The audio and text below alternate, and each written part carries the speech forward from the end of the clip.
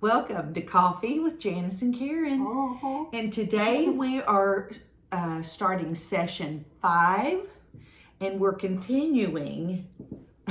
We're on session 5, and we're continuing chapter 2 of Deuteronomy.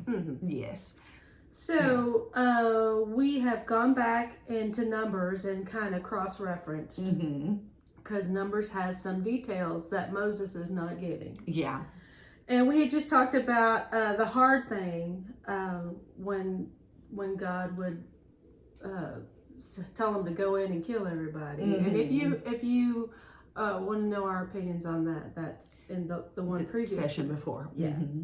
So we went on down to, let's go back into Deuteronomy 2 verse 9. And we did that one.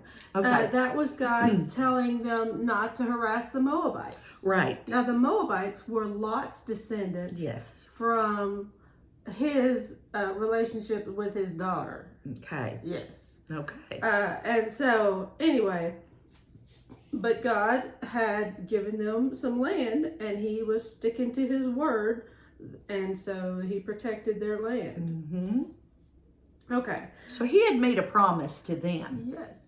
Yeah, that's your land. Yes. And so he wasn't going to allow someone to come in and take their land. Right. God keeps his promise. promise. He keeps his promises. Okay. So at verse 11, I thought that was really interesting. My Bible says, like the Anakites, they too were considered Rephaites, but the Moabites call them Emites. Yeah. And it's talking about a race of giants that had lived in the land, and there weren't very many left, apparently, because some of the other people had just gone in and killed them. Okay. So, and this is completely kind of off subject, but I had been watching a documentary series on TV about giants. Interesting. Yes. And you know, occasionally somebody will be born with that, what's it called? I forgot what it's called, but they just are huge. Giant. Yeah. And usually that comes along with some health issues and something, because there's, I think it's the pituitary gland, there's something that goes awry in there, and it creates that issue. But this was, in the Bible, there were whole villages. Yeah, tribes. Of giants. So, and interesting enough, there is a burial site in Rhode Island, and I found about it now. Now that we've gone.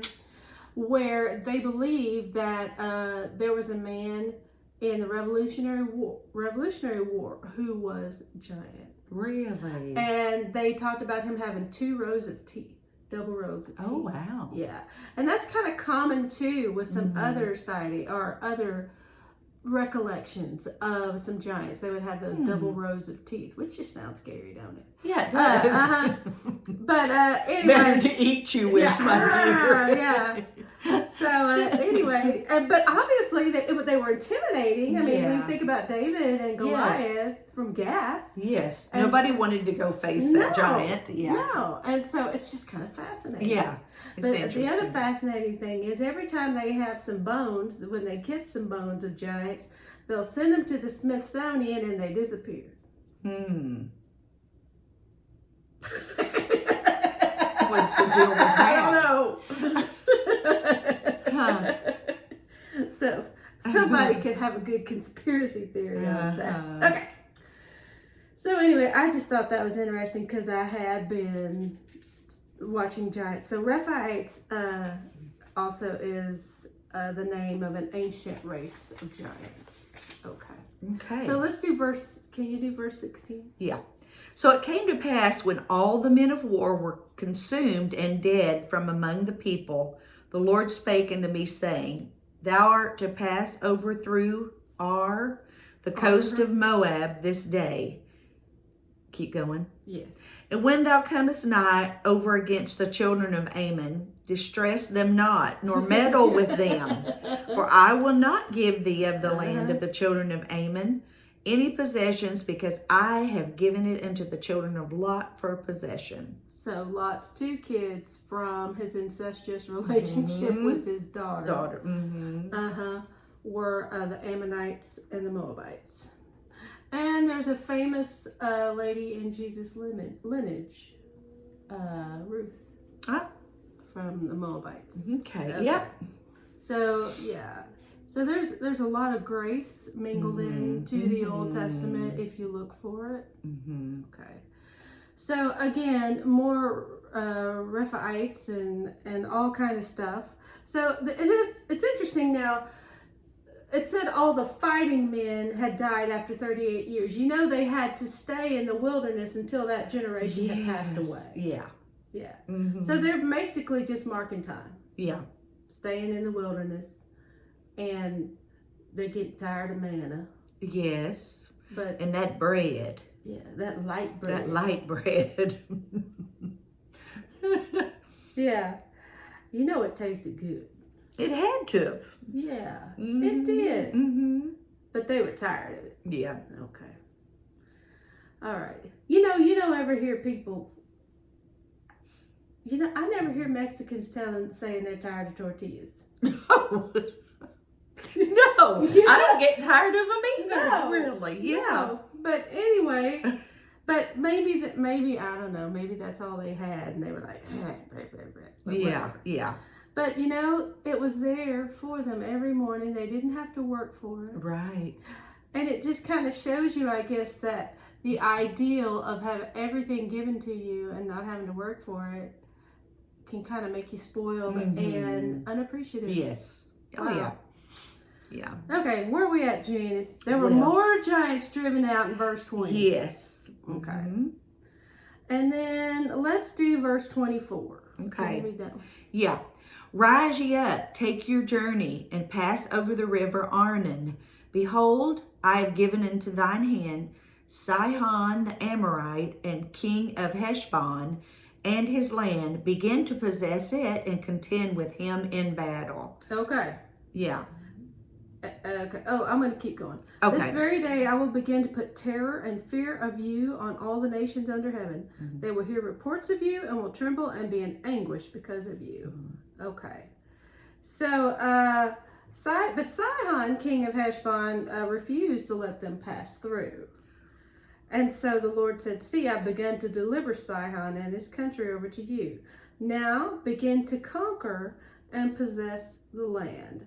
So then, now read verse 30. Okay, verse 30. Oh, I read that. Never mind. Did you read 30? Oh, okay. Okay. I got ahead of myself. Mercy, you jumped way down there. I did. Okay. I did.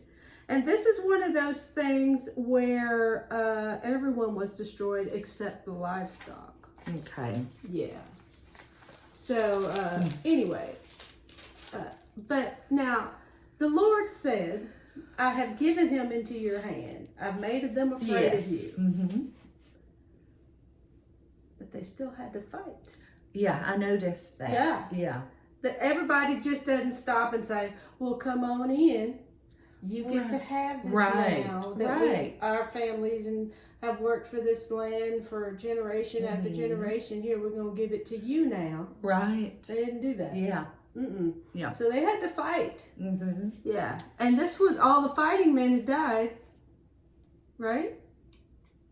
And so this was a new generation. Yes. That had to come in. So I imagine that would be a little bit intimidating for these who have had less experience in warfare. So, but when you have God, all he's doing is asking for you to obey. If he told you to fight, then fight. Yeah. And let him determine the battle. And so obedience was key. And that's still with us. It's still about obedience. Yeah. You don't have to understand. You just have to everything that he asks you to do. Yeah. And that's hard because we think we know. Okay. Well, that's the end. Yeah. Pretty much the end of chapter 2. How about that? Yeah. It only took us 2 sessions to get Yeah. So this has been Coffee with Janis and Karen, session 5. Okay. Chapter 2. Mm-hmm.